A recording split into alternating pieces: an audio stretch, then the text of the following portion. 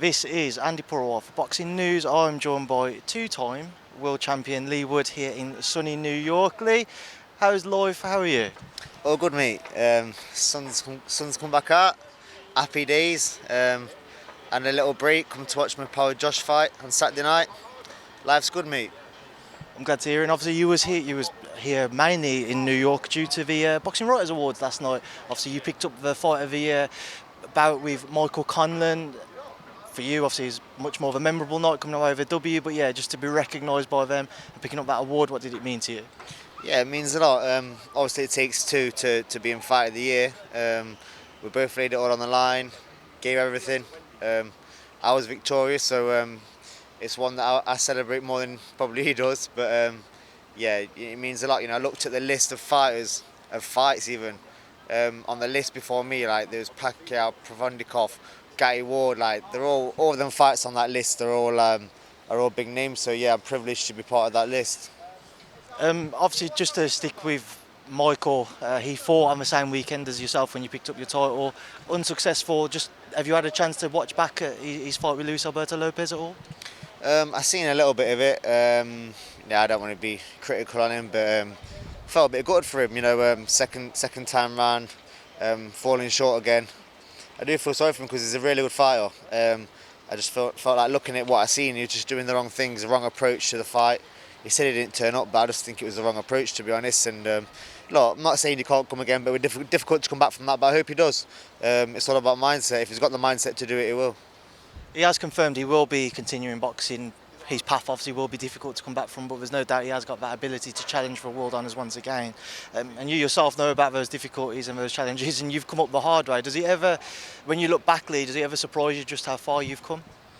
Yeah, sometimes it does. It's sometimes surreal. I used to always think like, just give me a chance, please. If somebody give me an opportunity, give me a chance. I know like if I get all I need is one chance, and I'll grab it and run with it. And you know, eventually, bit by bit, I got the opportunities. Mainly as well, like teaming up with Ben and Lee Wiley and Barry Dan in Essex. It's took me to a whole different level. And as I've got better with that team, the opportunities kept coming. I kept improving, and yeah, sometimes it's surreal. I know Ben's not one to care for criticisms. It's obviously been something which has been kind of branded and given to him throughout his boxing career and his training career. Does it frustrate you though, given the success you've had with him? Other fighters have had a great deal of success as well. Does it frustrate you to see your trainer receiving flack? Not yet, because I keep saying this. I don't want our gym flooded with loads of fighters, because I get a lot of time. I get a lot of time off Ben and Lee, a lot of effort, a lot of energy. So if that gym's full, the more fighters we have, you know, the more it gets shared about. And I keep saying this, you know, over the next 10 years, you're going to see how good a trainer Ben really is, and how good Lee is as well. His job and Barry's input, like they're going to take over way after I've retired. You know, I do believe that Ben's going to be one of, if not the best trainer in the world, and that's a big statement. And people are saying, "Oh, might read this right or watch this right now and think he's a fucking idiot," but you'll see. You've had a bit of time now to reflect since your victory over Lara in your rematch. Just take me back to it, Leigh. A fantastic night for you, one which I'm sure meant a great deal. What did you take away from it now? What did I take away from it? I should have done it the fucking first time, shouldn't I? That's what I take away from it. No, like I said, what happened, you know, I was having too much success the first time, and I was trying to knock him out. I thought, you know what, he's about ready to go, and I wanted that big finish, wanted that statement, and really all I had to do was just keep doing what I was doing and safely get the win. And I felt like I boxed to instruction, disciplined performance through the night, and did what I should have done the first time, and I boxed his tabs off and get it done the easy way. Obviously, there was a lot of concern around the weight front when it came out that he was significantly over what was expected, and he came in significantly above what the board were going to allow him to be above as well. So just your reflections on that front, the weight and the issues around it. Were you ever concerned that he might end up just thinking, you know what, I'm going to come in as heavy as I want? Nah, look, it don't matter what it weighs if you don't get caught, does it? No, honestly, got to give Ben credit as well for that, because Ben handled that situation really well. He was on the ball with it. You know, I don't want to go into too much detail, but he made sure I was safe and wasn't at too much of a disadvantage. He handled it really well, and that was very reassuring. Whilst I was still making weight, like I said, I can't go into too much details what I was doing, what he was doing, but yeah, he handled it really well and made sure that it was a level playing field, and I got compensated well for it. Eddie did say in the post-fight press conference he spoke to Ben and said might need to pull the fight. I know as a fighter you wouldn't have been pushing for that and you'd have wanted to share the ring no matter what, but at what point was you ever concerned that the fight may not have gone ahead? Maybe down to the board not allowing it. If he came in too light or he came in too heavy, he had to be within the guidelines really to make it a fair fight. He already came in at the super featherweight limit, which is a weight above. So if he was any heavier, the board might not allow it. And if he came in too light, the board might have said he's lost too much weight in a short space of time because he had that check weight that he failed. And bear in mind as well, they gave him that check weight the next day. He missed the first check weight. So right, we'll give you another chance to try and make it tomorrow, so you can show you can still safely make it. And he still didn't make it. So he had more than one chance, but. Yeah, look, it was all handled really well, especially by Ben, like I said, and Eddie as well. Eddie played his part. He was talking. I think Eddie came to the room to pull the fight, and yeah, I was getting a bit agitated because I thought I've worked so hard. I've done back-to-back camps, 3 camps even from last June. Fight got pulled. I had a little break, straight back in the gym, and then defeat, and then straight back in the gym. I never really went out of the gym. I kept training, so I put a lot into it to get the win. To turn it right, to put it right, to turn it around, and right in the last few days for it to almost be off, I was thinking no way. But like I said, Ben handled it well and Eddie did his job, so thanks to them guys. Leigh, the Kholmatov fight was ordered within days of your victory over Maurizio Lara. What was your initial reaction to seeing that so soon? I don't want to slag anyone off, but Ellen just took my gum shield out and was like, right, you fighting him next. I'm like, I'll fight anyone, I always have, I always will. If you're on my weight, you're on my radar, that's it, you're a target. I want to prove that I'm the best, and you prove you're the best by just keep beating people that, just fighters that people think they're going to beat you. That's the bottom line. But it doesn't bring anything to the table. It won't bring any fans, so it'll be me selling that in an arena. That won't be good enough or big enough for the City Ground. Or another venue in Nottingham that's not big enough.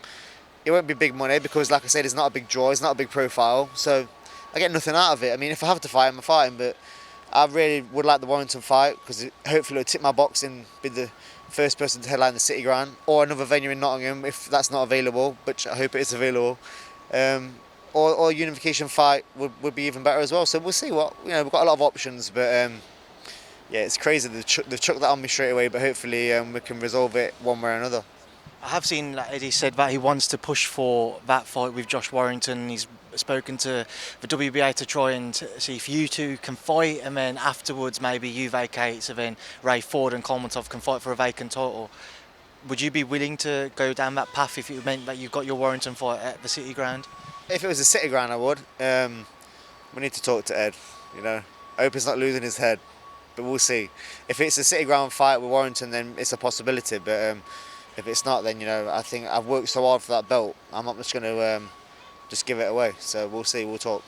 That's something I was going to ask you about. I asked you in the post-fight press conference after Maurizio, the Kholmatov fight, not as lucrative, not as financially rewarding for you. It's a very difficult fight. You probably wouldn't get the credit if you was to have your hand raised as well. Everyone in boxing knows about how difficult a fight is, but outside of that, people won't know who Kholmatov is. Vacating your title didn't really seem like an option when you spoke to me after the fight. I imagine that's effectively what you're thinking, isn't that? Yeah, I'm not going to run from anyone in my division. No one, not a single person. If we can't make another fight, if they won't let us do this, won't let us do that, then I'll talk to Eddie, my team, and Ben, everyone. But like I said, I won't run from anyone. I'm not scared of anyone. Yeah, they are hard fights, but that's what I'm here for. I've gone from hard fight to hard fight to hard fight, been underdog 3-4 times on the trot, and I pulled the victory out the bag. There's no one really that I need to avoid, but if it don't make sense business-wise and I'm right then in my career, I want that Forest Ground fight. I want that to happen next, and that's not against him. It's not going to sell out against him. It's not going to be. It just won't work. It has to be Warrington or a unification fight, or it has to be a big fight, and we'll see. We'll need to have the discussions and see what's the most sensible way of doing it. But I don't want to give up my belt now. Knowing how much fighting at the City Ground means to you, Leigh, when you saw on the same weekend Chris Billam-Smith fought in Bournemouth, I'm sure that must have, for yourself, got your mind racing as to what it would be like for you to fight in Nottingham at the Forest Ground. And it's a completely different level to that. Forest have had the best atmosphere in the Premier League all season. So I do believe when I fight at the City Ground, it's going to be like something you've never experienced in your life. It's going to be raising the roof, hairs on end stuff. It's going to be incredible. I think it's one that people are going to remember for a long, long time. A very special night. So, yeah, I'm trying my best not to. I'm trying my best not to like think, oh, it's not going to happen or it is going to happen, and try and stay positive. But there's a lot of obstacles to overcome. There's the council, there's the ground, there's the pitch. There's so much. There's so many things. Opponent belts, like there's so much. But I'm still enjoying my victory. I'm ticking over in the gym. If Eddie says, look, we can do it, but we need to do it by this date, so be it, I'm ready. We'll see what happens. We need to have the conversations. I still haven't really spoke to Ed properly yet, and my team and Ben and everyone, but I'm ready to go. If they give me a date for the City Ground, I'm ready straight away. Leigh, just away from Josh, it seems like that's the front runner for you as to what you would like next. Is there anybody else you're looking at, the other champions? We mentioned Alberto Lopez. I've seen Bob Arum's been open to that fight as well. Rebecca Ramirez, another titleist. Are you looking at the other champions at all? Yeah, for sure. If you've got a belt in my division, it's a possibility. I said after my last fight, I've probably got 2 fights left, but if I don't take too much punishment and I'm aging all right, then I'll probably keep going. But we'll see. My friends don't want me to, but I just love fighting, regardless of the money and the belts. I love boxing, and when it comes to the stage where I'm not fighting anymore, there's gonna be a massive void in my life. Like I said, I love it, so I want to do it for as long as possible, but I don't want to take any punishment either. So, but I don't think I will. Just on Alberto Lopez, obviously he's defeated Josh, he's defeated Mick. From what you've seen of him, how confident would you be that you'd be able to overcome his skill sets? Because obviously he's a very awkward fighter with the way that he fights. So who was that, Lopez? Or? Lopez, yeah, I mean, every fighter has strengths and weaknesses. It seems to me like my team is just the best at finding out what they are good at and how to minimise that, and look at areas what they're not so good at, and me capitalising on that as well. Every fight, I've had all these different styles now, like from Kanzu to, I know it's alright in hindsight, people saying, oh yeah, after the fight they're all like, oh, he wasn't as good as we thought he was, or oh, he wasn't as good as we thought he was. But like before the fight, I was going to get my head used to speedball before the Zukan fight, and they were saying, he's got the record for how many punches thrown per round, and I reduced his output. And then Conlan fight, the most skillful fighter probably to come out of Ireland. World gold he got in the amateurs. Like, there's only 2 people from Britain ever to do that. So yeah, my team found a way to win with myself. We've got the game plan bang on. Same again with Lara, then the most dangerous fighter in the division, massive puncher. I know I got it wrong the first time, but I kind of got the approach right, and I made a mistake. But second time, I got it bang on. So if you look at them 3 totally different styles and my ability to adapt to win, you can't kind of write me off in any of these fights going forward.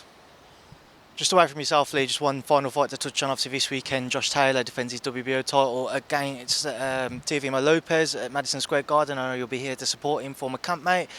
How does the fight play out?